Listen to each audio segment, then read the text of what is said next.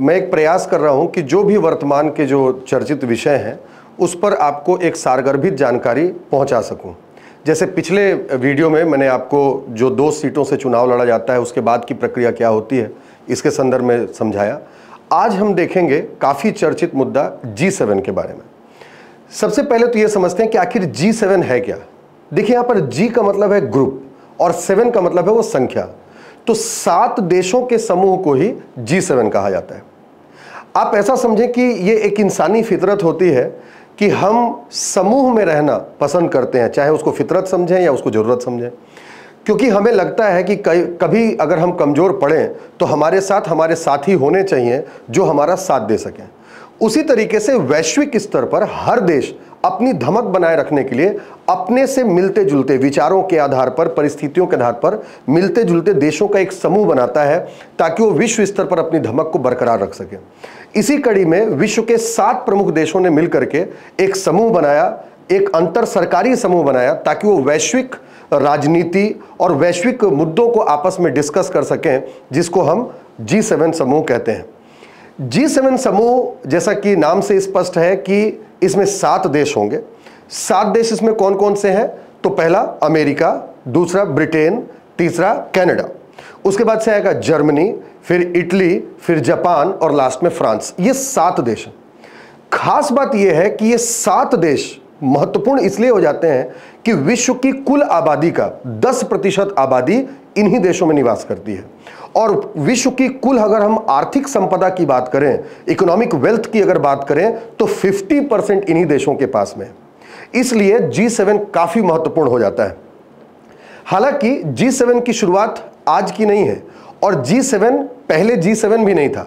पहले इसको G4, G8, G6, G5 और लाइब्रेरी ग्रुप के नाम से भी जाना जाता था। आइए जानते हैं इसी के बारे में कि आखिर G7 वर्तमान के अपने प्रारूप में कैसे पहुंचा। वर्ष 1973 में पूरा विश्व तेल संकट से जूझ रहा था, ऑयल क्राइसिस था।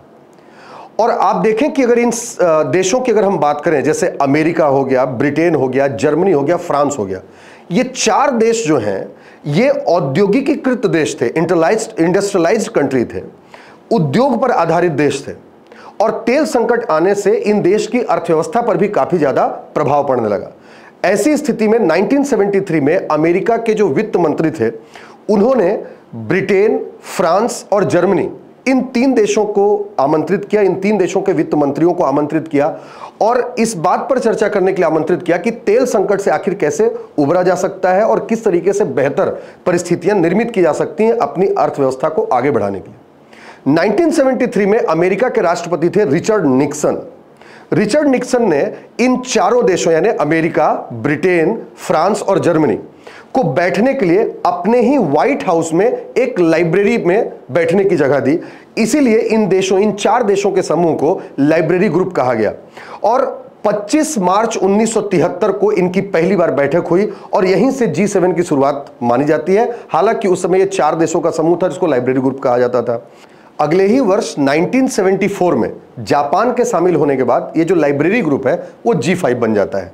1975 में इसके इटली के शामिल होने के पश्चात ये G6 हो गया और 1976 में जब कनाडा इसमें शामिल होता है तो ये वापस से G7 हो जाता है। 1998 में रशिया भी इसमें शामिल होता है। रशिया के शामिल होने के बाद ये जो G7 था अब G8 में परिवर्तित हो जाता है। हालांकि वर्ष 2014 में रशिया ने यूक्रेन के क्रीमिया शहर पर आक्रमण किया और उसको अपने कब्जे में ले लिया, जिससे नाराज होकर के जो बाकी 7 सदस्य देश थे इन्होंने रशिया की सदस्यता को निलंबित कर दिया और जून 2018 में रशिया ने अपनी सदस्यता से पूर्णतः इस्तीफा दे दिया, जिसके पश्चात ये वर्तमान स्वरूप यानी G7 के रूप में दिखाई देता है।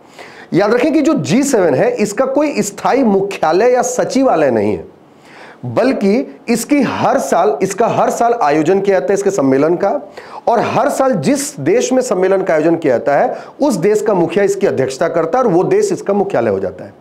प्रतिवर्ष इसके सम्मेलन आयोजित किए जाते हैं। इसी कड़ी में वर्ष 2024 13 से 15 जून के बीच में G7 देशों का सम्मेलन आयोजित किया गया। खास बात यह है कि यह 50वां सम्मेलन था, बहुत इंपॉर्टेंट, यह 50वां सम्मेलन था G7 देशों का और ये इटली के आपुलिया शहर में बुलाया गया, आयोजित किया गया, जिसकी अध्यक्षता किया जॉर्जिया मिलाने ने, जो कि इटली की प्रधानमंत्री हैं।